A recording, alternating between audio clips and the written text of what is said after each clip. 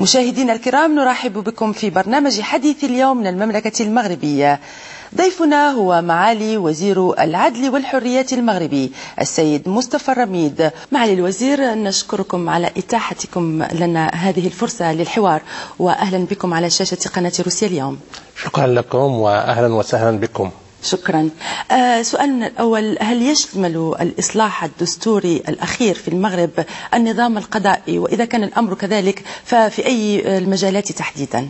كما هو معلوم فإن الديمقراطية هي سلطة تشريعية، هي سلطة تنفيذية، لكن هي أيضا سلطة قضائية. هذه السلطة القضائية حظيت بتنظيم جديد في الدستور، ويمكن أن نقول بأنه تنظيم جد متقدم. وهناك نصوص خصصت للسلطة القضائية عددها 22 نصا دستوريا. وبالطبع فإن أهم ما جاء في هذه النصوص هو أن القضاء أصبح سلطة ولم يعد وظيفة، هذا فضلا عن إعادة تنظيم هذه السلطة بما يؤدي إلى بروز وتأسيس المجلس الأعلى للسلطة القضائية الذي لم يعد للسلطة التنفيذية أي تمثيلية به من خلال وزير العدل كما كان سابقا، إضافة إلى مجموعة من النصوص التي تؤسس لسلطة قضائية متقدمة بصورة أكثر ديمقراطية. نعم، يعني أن هذه الإصلاحات تضمنت استقلالية فعلية للقضاء عن السلطتين التنفيذية والتشريعية. هذا أكيد، لا يمكن أن تكون سلطة إلا إذا تحقق لها الاستقلال، والنص الدستوري يؤسس لذلك. ويبقى علينا في وزارة العدل وكذا بالنسبة للسادة القضاة ولكافة المكونات أن تسهر على تنزيل هذه النصوص بما يؤدي إلى التفعيل الحقيقي لنصوص الدستور، وبالتالي نصبح أمام سلطة قضائية حقيقية. في أحد حواراتكم اعتبرتم أن ظاهرة الفساد من أكبر التحديات أمام الحكومة الحالية، ماذا تم إنجازه وما هي الحصيلة؟ تعلمون أن حزب العدالة والتنمية رفع شعارا ضد الفساد والاستبداد، ومن ثم فإن الحكومة أيضا في برنامجها الذي صنعه الائتلاف الحاكم هنا بالمغرب المكون من 4 أحزاب رفع شعار ربط المسؤولية بالمحاسبة. وإذا سيصبح من واجبنا في وزارة العدل أن نعمل على تجسيد هذا الشعار، وبالتالي فإن من مهام القضاء الأساسية زجر وردع كل المتلاعبين بالمال العام. وفي هذا الصدد ما أن صدر هذا الأسبوع التقرير السنوي للمجلس على الحسابات، والذي استعرض مجموعة من المؤسسات التي لاحظ عليها خروقات واختلالات مالية. ما أن صدر هذا التقرير حتى أحلناه على جهة خبرة أسسناها إلى جانبنا من أجل أن تبحث في ما يمكن أن يكون اختلالات ذات طابع مخالف للقانون الجنائي في قضايا الأموال لكي نحيله على النيابة العامة. وبالتالي فنحن لن نتسامح مع أي تجاوزات في حق المال العام، لن نتجاوز مع المرتشين، لن نتسامح مع الفساد كيفما كان نوعه. هذه إحدى أساسيات العمل في وزارة العدل والحريات في هذه المرحلة. بين الحق في التعبير والنشاط السياسي والاجتماعي من جهة، وبين حق الدولة في مكافحة الإرهاب، أين تجدون هذا الفاصل وكيف تحددونه؟ ينبغي أن نقول بأن الإرهاب يمثل إشكالا دوليا، ويمثل أيضا تحديا للمغرب كما لباقي الدول، لكن أيضا هناك حقوق الإنسان التي تمثل مطلبا أساسيا ينبغي الحفاظ عليه، ومن ثم فإن وزارة العدل والحريات تعمل على الموائمة الضرورية بين المطلبين. ينبغي أن يكون هناك الحزم، وينبغي أن يكون هناك الحرص والمتابعة الأمنية الضرورية حتى لا تكون البلاد وكذلك الأرواح والممتلكات مهددة من أي طرف.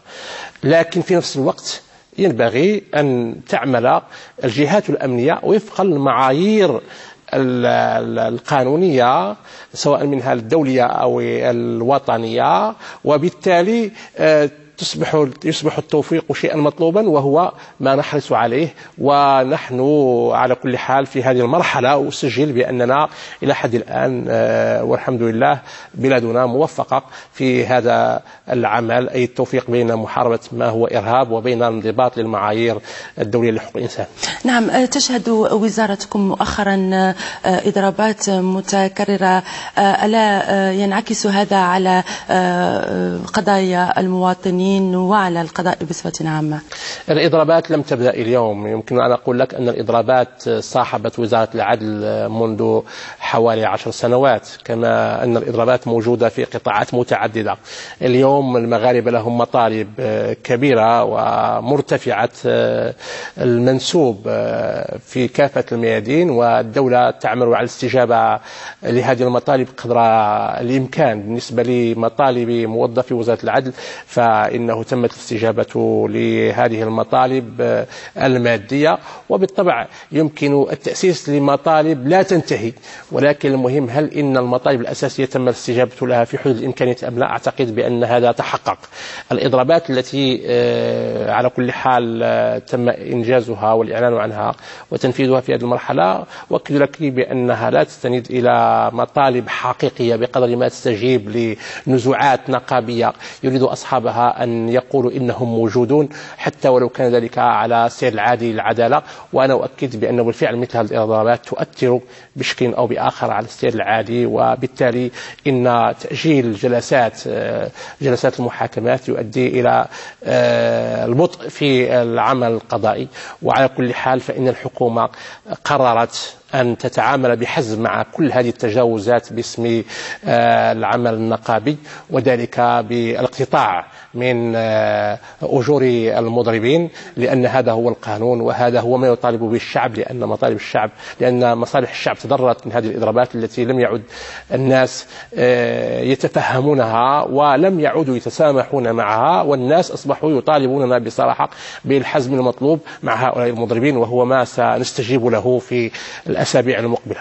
نعم، ماذا قامت به الحكومة الجديدة وخصوصا وزارتكم للحد من ظاهرة زواج القاصرات المنتشرة خصوصا في الأرياف؟ الآن نحن في هذه المرحلة لا أستطيع أن أؤكد بأننا سنستطيع أن نقضي على هذه الظاهرة، لأن هذه الظاهرة ظاهرة اجتماعية ترتبط بمستوى وعي الناس ومنسوب ثقافتهم، ولذلك نعتقد بأن وزارة العدل وحدها غير قادرة على أن تحرك هذا الملف في الاتجاه الإيجابي. لذلك نحن نعول على أولا المجتمع المدني وعلى الخطب في المساجد وعلى البرامج التعليمية وعلى البرامج التلفزية، وأيضا ما يمكن أن تقوم به وزارة العدل في تنسيق هذا العمل. نحن وكذلك سيدة وزيرة التنمية والأسرة والطفولة وغيرها من القطاعات الحكومية من أجل إقناع الناس بعدم تزويج بناتهم الصغيرات، لأنه لا يكفي أن نقرر ذلك في القانون لكي يستجيب الناس، لأنه إذا قررنا في ذلك في القانون وقلنا بأن لن نسمح بزواج أقل من 18 سنة، هذا لن يغير في الواقع شيئا، لأن كثير من الأعراف السائدة في كثير من المناطق سوف تدعو الناس إلى زواج بناتهن، وبالتالي سوف يكون هناك انفصام للقانون عن الواقع، وهذا هو ما نرفضه. ونحاول بناء على ذلك أن نعتمد التوعية أساسا وبعد ذلك يأتي القانون. وماذا عن الفصل 475؟ الفصل 475 هو نص أخذ به المشرع المغربي منذ سنة 1962 عن المشرع الفرنسي. المشرع الفرنسي طور تشريعاته وألغى المقتضيات التي توجد لدينا. نحن كنا نستعين به وما زلنا نستعين به بناء على طلبات الناس، ولكن ما ينبغي توضيحه هو أن هذا الفصل لا يبيح تزويج المغتصبات للمغتصبين. هذا غير موجود في القانون المغربي ولا يمارس مطلقا. الذي يوجد هو ما يسمى بالتغرير، أي إن شخصا يأخذ بنتا دون سن 18 برضاها ويضاجعها، هذا يسمى تغريرا، لأننا نعتبر من منظور التشريع المغربي بأن هذه البنت لم تكتمل إرادتها، وبالتالي لا نستطيع أن نقول بأن هذه البنت ذهبت وإرادتها تحققت تماما كما هو الحال بالنسبة المرأة التي تجاوزت سن 18. على كل حال إن هذا نص هو نص مثل أي نص خاضع للمساءلة التشريعية، وليس لدينا أي مانع في وزارة العدل من إلغائه، وننتظر أن نحصل على كافة المعطيات والإحصائيات التي نؤسس عليها الإلغاء. لا نريد أن يكون الإلغاء مبنيا على ضغط من طرف بعض الجمعيات على أهمية ما تقول به وعلى أهمية النشاط الذي تمارسه، لكن التشريع لا ينبغي أن يكون نتيجة انفعالات ونتيجة ضغوط فئات قليلة، ينبغي أن يكون مبنيا على معطيات موضوعية، وهو ما سنفعله، ولن نتسامح حتى مع هذا الفصل إذا ثبت لنا أن ضرره أكبر من نفعه. نعم، معالي الوزير، نشكركم مرة ثانية على هذا الحوار المثمر. شكرا لكم. شكرا لكم. وأنتم مشاهدين تابعونا في حلقة قادمة من برنامج حديث اليوم. هذه وفاء الضاوي وفريق العمل، نتمنى لكم أوقاتا طيبة.